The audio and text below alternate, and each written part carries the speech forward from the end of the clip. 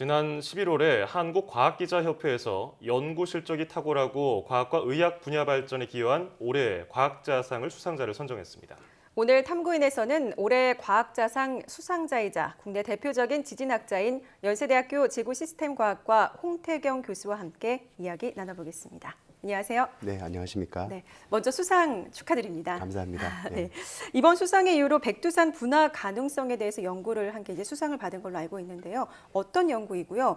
이 백두산 분화와 지진이 어떤 관련이 있는 건가요? 네, 백두산은 천년 전에 굉장히 큰 분화를 한 활화산입니다. 마지막으로 1903년도에 분화한 기록이 있고요. 이런 백두산에 마그마방이 존재하고 있고, 이 마그마방은 어떤 외부적인 자극을 받게 되면 화산 분화로 연결될 가능성이 있습니다. 그런 가운데 이 북한 핵실험이 시행하는 곳이 이 백두산으로부터 한 130km 정도 떨어진 곳에서 일어나고 있는데요. 이런 핵실험이 크게 이루어지게 되면은 이 백두산 마그마방이 존재할 경우 그 마그마방에 직접적인 자극을 가하게 되고 그로 인해서 화산 분화로 연결될 수 있습니다. 일례로 과거에는 지진에 의해서 화산 분화로 연결된 사례가 있거든요. 하지만 이번 백두산 같은 경우에는 주변에서는 큰 지진이 그리 많이 나지는 않습니다. 이번 핵실험이 북한 핵실험이 아주 직접적인 어떤 그 유발 요인으로 작용할 수 있고 그에 대한 연구를 수행한 결과가 되겠습니다. 예. 한 백두산에서 130km 정도 떨어진 지역에서 북한이 핵실험을 하게 된다면은 지진 규모로 봤을 때 한 어느 정도 인공 지진이 발생하나요? 지금까지 북한 핵실험은 한 5차례 정도 있었는데요. 가장 큰 규모는 규모 5.3 정도로 평가하고 있습니다. 하지만 이제 미국이나 러시아 과거에 했던 핵실험 사례를 보게 되면은 크게는 규모 7이 넘어서는 핵실험도 아주 자주 하고 있습니다. 지금까지는 북한이 수소폭탄 핵실험이라고 추정되는 실험은 아직 안 한 걸로 평가되고 있거든요. 근데 만약에 북한이 수소 핵실험을 성공할 경우 규모 7에 해당하는 핵실험을 할 수 있기 때문에 그런 핵실험을 하게 될 경우에는 바로 130km 떨어진 백두산 하부에 직접적인 영향을 미칠 수 있게 되고요. 그 결과 이제 저희가 분석한 결과에 의하면은 마그마방 안에 우리 기포를 만들게 되고 그 기포가 상승해서 화산 분화로 연결될 수 있다. 이런 내용이 되겠습니다. 그런데 이게 우리가 상상만 하고 있지만 어느 정도 피해가 날 것이냐가 궁금하거든요. 네. 어떻게 예측하고 계십니까? 네, 화산 분화가 일반적으로 이루어지게 되면은 화산체 주변에 있는 지역에서 직접적인 피해를 보게 됩니다. 이 백두산 같은 경우에 천지에 한 20억 톤 되는 이 천지에 물이 있는데요. 일단 이 댐이 이 뚝이 터지면서 굉장히 많은 물이 흘러내리면서 주변에 홍수가 날 가능성이 큽니다. 하지만 이것은 이제 굉장히 국지적인 영향이 될 테고요. 우리가 이제 아이슬란드 화산 분화에서도 봤듯이 화산 분화가 일어나게 되면 많은 화산재들이 이제 나오게 되거든요. 그렇게 되면 항공이라든가 운송 대란, 물류 대란이 일어나게 되고요. 그다음에 이제 이게 확산이 될 경우에는 이 남한 같은 경우에는 이 호흡기 질환 같은 경우도 유발할 수 있습니다. 천년 전에 있었던 백두산 분화 같은 경우에는 굉장히 강력해서 이 동해를 가로질러서 편서풍을 타고 일본 열도 북해도 지역에 5cm나 되는 화산재를 쌓아놨거든요. 그만큼 강력한 폭발이 있었기 때문에 이런 정도의 또 다른 분화가 있게 된다면은 남한에도 큰 피해를 입힐 수 있는 그런 상황이 되겠습니다. 우리가 보통 지진하면은 지각 변동이 일어나서 자연적으로 일어나는 것만 생각을 했는데 이런 인공 지진으로 인해서 우리나라도 말씀하신 것처럼 상당한 피해를 볼 수 있겠군요. 그렇습니다. 일반적으로 우리가 자연 지진과 구분하는 의미로 인공 지진이란 말을 쓰는데요. 이 인공 지진이라는 의미는 폭발이나 발파 같은 이런 것들을 인공 지진이라 합니다. 인공 지진이라 하는 것은 사람이 만들어내는 어떤 지진파를 유발하는 요인이라고 할 수 있고요. 핵실험이 대표적인 원인이라 할 수 있습니다. 이런 원인에 의해서도 이 백두산 분화뿐만 아니라 또는 인접 지역의 지진을 유발하기도 합니다. 그런 사례들은 그 과거 구소련이라든가 그 다음에 이 미국 핵실험에서도 왕왕 발견됐던 사례라서 그에 대한 주의도 필요한 상황이라 할 수 있습니다. 일단 우리나라 지진 얘기도 안 할 수가 없는데요. 얼마 전에 경주에서 강진이 발생해서 많은 분들이 놀라셨고요. 우리가 일단 그 불의 보리라고 불리는 환태평양 조산대하고는 약간 떨어져 있어서 좀 안심을 했었는데 우리나라에서 발생할 수 있는 지진만의 특성이 또 있을 것 같은데요. 네, 우리나라는 판의 안쪽에 있기 때문에 판내 환경이라고 일컫고 있습니다. 이런 판내 환경에서는 판 경계부에 비해서는 힘이 천천히 쌓입니다. 그래서 판 경계부 지역에서는 지진이 빈발하고 큰 지진도 많이 나는 데 반해서 판의 안쪽에서는 지진이 빈발하진 않습니다. 하지만 빈발하지 않는다고 그래서 큰 지진이 나지 않는다는 의미는 아니고요. 우리나라 역사적으로 봤을 때는 규모 7에 육박하거나 넘어서는 지진으로 평가되는 지진들이 발생한 기록들이 여럿 나오고 있습니다.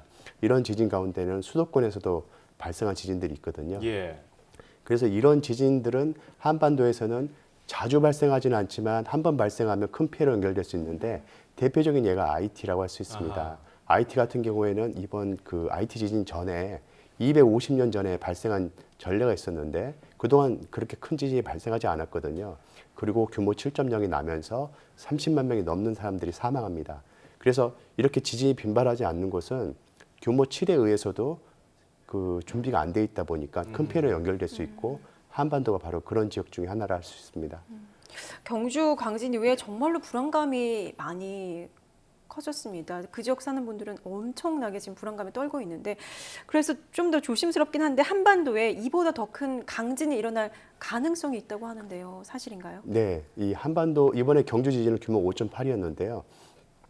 하지만 역사적으로 보거나 저희가 이제 분석한 결과에 의하면은 한반도에서 발생 가능한 최대 지진은 규모 7 내외로 평가하고 있습니다. 예. 이런 정도의 지진은 언젠가는 발생하게 될 텐데요. 그런데 이제 문제는 동일본 대지진 후에 한반도가 일본 열도로 끌려가게 되면서 이 한반도의 지각이 굉장히 약화된 상태가 됩니다. 이렇게 약화되게 되면은 적은 힘만 쌓여도 지진을 유발할 수 있는 상황으로 바뀌게 되는데요. 그로 인해서 지진이 한번 발생하게 될 그 시기가 앞당겨질 개연성이 있습니다.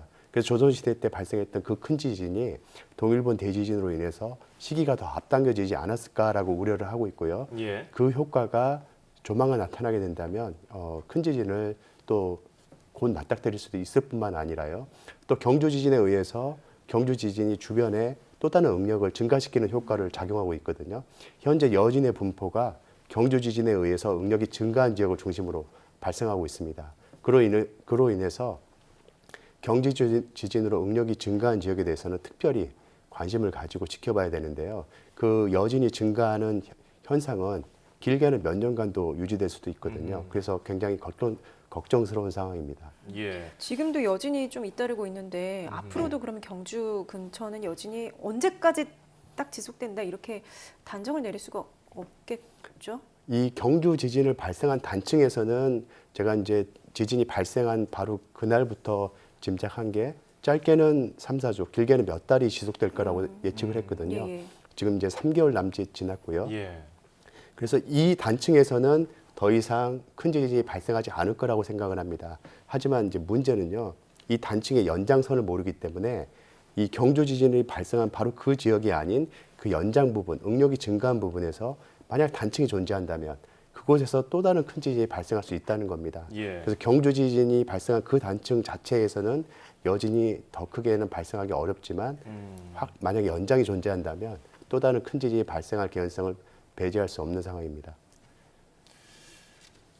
이번에 국토 면적 대비 우리나라가 인구가 많기 때문에 많은 분들이 또 걱정하고 있고 그래서 뭐 활성 단층 방금 말씀해 주신 것처럼 뭐 그런 지도도 완성이 돼야 될 텐데 지진과 관련해서 앞으로 뭐 계획이나 연구 뭐 어떻게 하실 건지 간단하게 한번 들어보겠습니다. 네, 지금 우리나라 같은 경우에는 활성 단층 이번 지진을 계기로 해서 활성 단층 지도 제작에 굉장히 열을 올리고 있습니다.